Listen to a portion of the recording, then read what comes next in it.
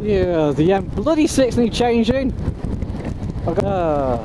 So, oh god, the M6 junction. Yeah, you saw that car there, and this is what they do.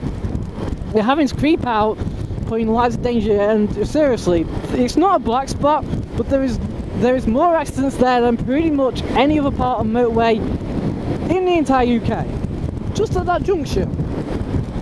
It always happens on the junction rather than on the road. But between M6 junction 16 to 19, it is deemed the most accident-prone spot in the UK. What's more surprising is the fact there's no bends.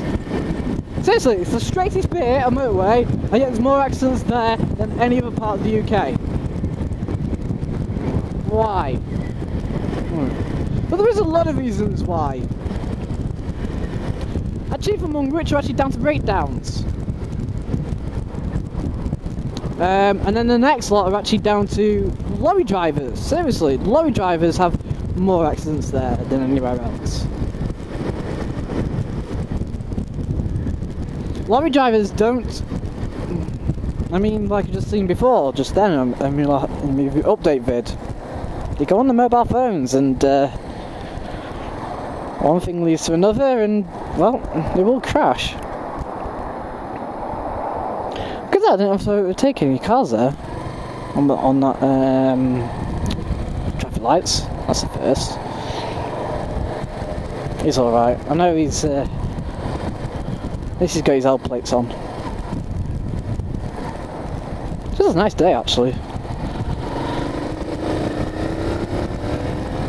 Let's give it a beans. Whee! Straight to the back of that Corsa. Yeah. I mean, motorways are dangerous. Are they? I don't think they are. You see, I'm going to make this bit about, really, motorways should be Autobahns.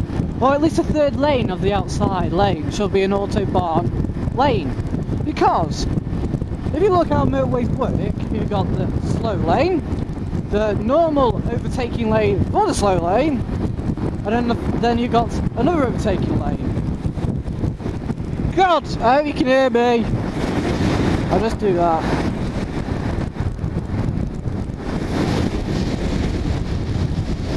Okay, I'll give it a break for now, guys, until I get off this place.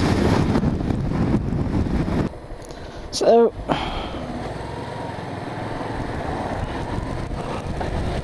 come on guys, hurry up. Oh, it's alright.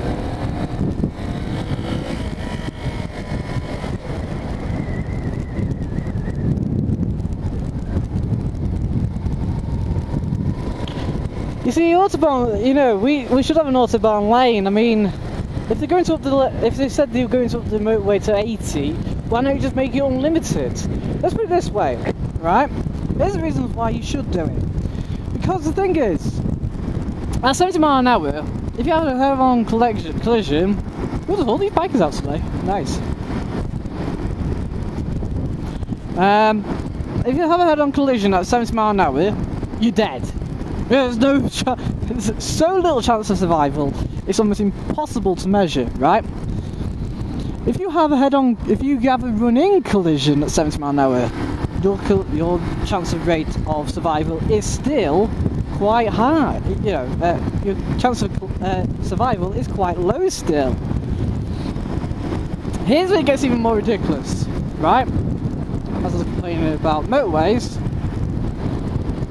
is that it's great. I've come at 5. This is quite good because I've come a little bit earlier. I've got no traffic. Oh, shall I go around on the outside or on the inside? Nah, I'll move over. So I'm doing this properly this week. I'm being a proper driver. See, I can be a proper driver when I want to be. Be a respectful driver. As long as it's not busy, of course. And the other thing is, for us to avoid death altogether, the maximum speed we're allowed to drive up to in a car is 25 miles an hour to eliminate all death on the road, except for those when you hit pedestrians, of course. This is because when you have a head-on collision at 50 mile an hour, a total speed of 50 mile an hour, so it's 225 mile an hour added together, it should equal... Where's that van go? He was reading those traffic lights. That van always went for those red lights then. Don't blame him though, because I've done that myself.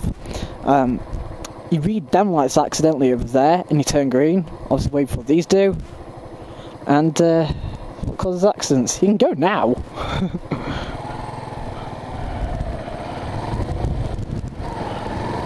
Ah, dust in my eye!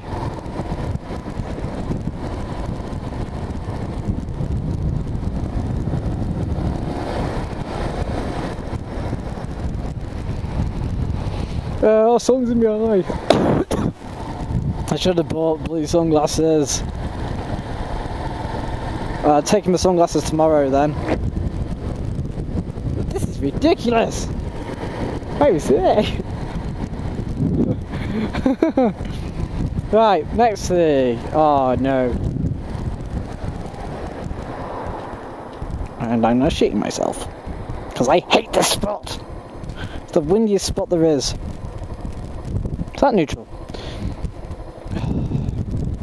These three buildings here mean that the gust of any gust of wind from there is amplified. I've been blown from this side where I've set off here. I've accelerated and it's blown so hard it's blown the bike into the opposite lane like that. Luckily at the time there was no oncoming traffic. See what I mean? It's blowing me already. That can shit people up so badly.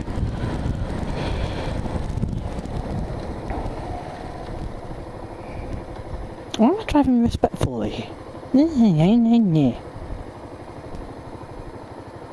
Must be a bad driver. No, a good one. Yes, you're talking to yourself. This can be a little bit of a blowy spot. But it's fine today.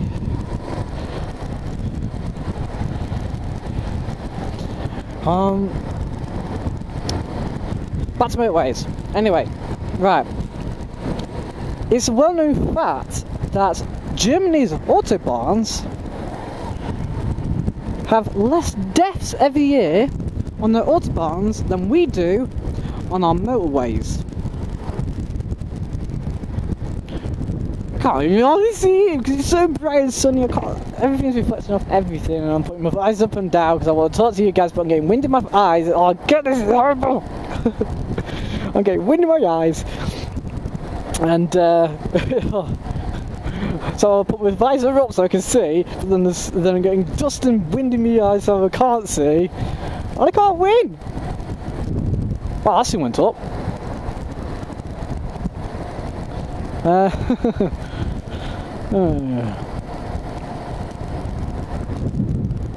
20 mile an hour. Into here? Oh, 30, yeah. And down there actually as well. Yeah, anyway, so like I was saying, there's more deaths on Britain's roads, on Britain's motorways than there is on Germany's autobahns, right? But considering that Germany's cars will drive, because they have a slow lane and a fast lane, right? But the slow lane's still not limited. And the reason I think there's so many deaths on motorways in Britain is a few simple facts. One, lorry drivers are 2 inches away from each other and 2 inches away from any car in a slow lane. Two, is that if we don't maintain our cars as well, nowhere near as well as the Germans will do, so that means we can easily have a blowout at 90, whereas the Germans will be fine to about 140. Right, 14. And three, here's the biggest one, right? And seriously, trust me when I say this, is if you're constantly accelerating, that's for turning into it, so we'll go onwards. Right, if you're constantly accelerating, if you're constantly racing your car, right, you cannot relax, right? That means you run the ball, you're there, you're on it, you're watching out for everything else around you,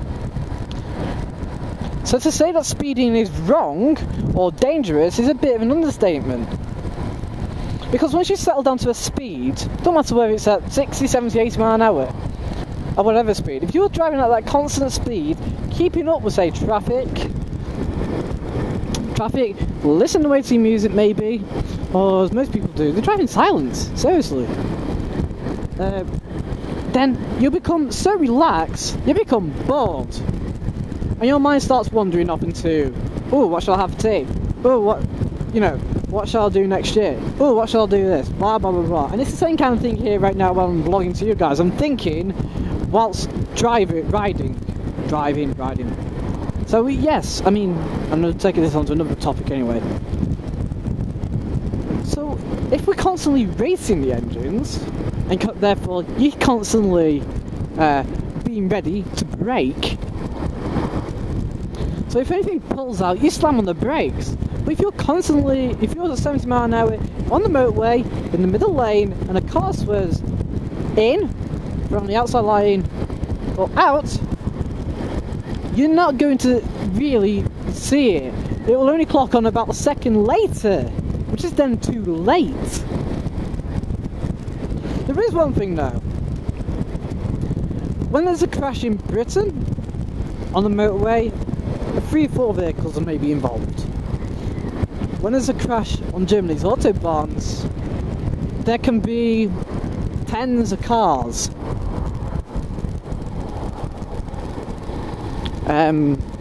Literally, and the one thing that does result when there's a crash on an Autobahn is that it is pretty certain there is going to be certain death.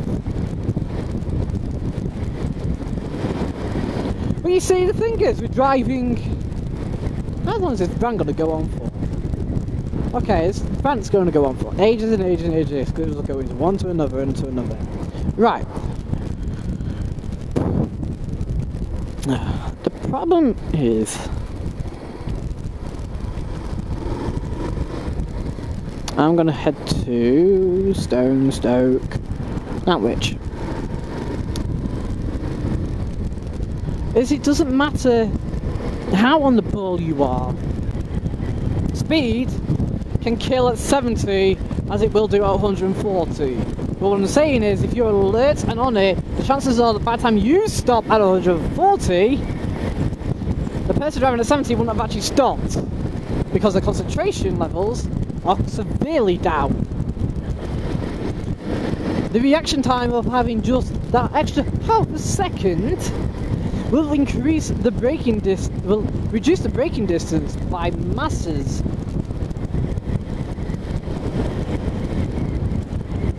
Here's the other thing as well. If you're planning to sort of purposely do 140 mile an hour on an Autobahn, chances are you're going to keep your car fresh, well prepared for these high speeds, in which you have to. So you're going to keep your tyre pressures up. You're going to keep your brake pads checked, clean, replaced if needed. So we'll head to the town centre.